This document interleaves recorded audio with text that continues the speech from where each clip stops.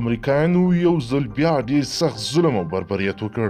په افغانستان کې چې څو غواړي هغه کوي، د پوښتنې څوک نشته. دغه جاسوسان مشران په جای دي چې ترې وپوښتي چې وروره ولې خیرت ده، څه ده چې زړه غواړي کوي، ولې دوی ورته وایي ګوډ ورک، آفرین، ښه کار مو وکړ. خدای دې دغه مشران هم په دې دنیا او هم په هغه دنیا کې سر ټیټ ولري. ملګرو راځئ چې راپور وګورو چې بیا څه ظلم شوی ده. قدرمنو لیدونکو او مینوالو، السلام علیکم، ستړي مه شئ. د هرات ولایت د شینډن ولسوالۍ په بازار کې د ننګیال په نوم د ولسي پاڅون کوونکي په یو سیمه ییز قومندان باندې امریکایي ځواکونو هوایي برید کړی دی، چې په نتیجه کې نوموړی د خپلو ټولو ساتونکو سره یو ځای شهید شوی دی.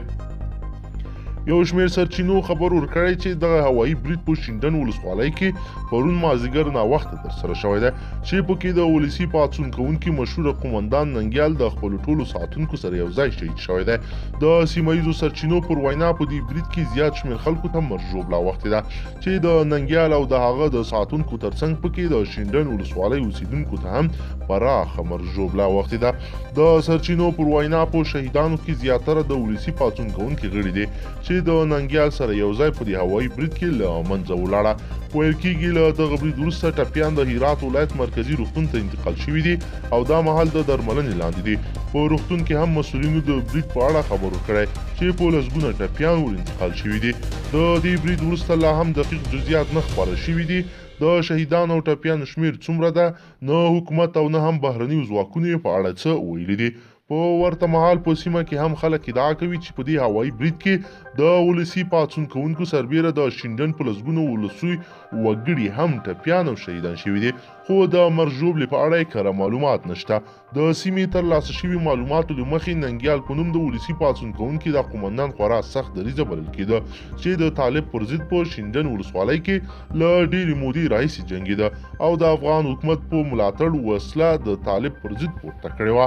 ننګیال د ولسي پاڅون کوونکي هغه قومندان بلل کېږي چې له دې وړاندې وار په وار د طالب وسلوالو سره په مخامخ جګړو کې لیدل شوی دی او د جګړو له امله دواړو لوري ته پراخه مرګ ژوبله اړولې وه.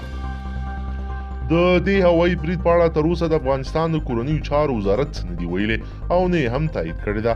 بلخوا په افغانستان کې د امریکا هوایي ځواک چارواکي د ولسي خلکو د دې ادعاو له کولو وروسته چې ګواکې د ولسي پاڅون کوونکو پر قومندان باندې هوایي برید امریکایي پوځیانو کړی، څه نه دي ویلي. دا لومړی ځل نه دی چې په ولسي پاڅون کوونکو باندې د بهرنیو ځواکونو له لوري هوایي بریدونه کېږي، بلکې له دې وړاندې هم د ولسي پاڅون کوونکو سربیره په افغان پوځیانو هم د بهرنیانو له لوري هوایي بریدونه شوي وو، چې له امله یې ګڼ شمېر ټپیان او شهیدان شوي وو. قدرمنو لیدونکو، که چیرې غواړئ چې ورته تازه او مهمو پیښو څخه ځان ډېر ژر او په لنډو کې خبر کړئ، زموږ چینل سره سبسکرایب کړئ او ویډیو سره حتما لایک کړئ. تر بلې ویډیو مو په لوی رب سپارم.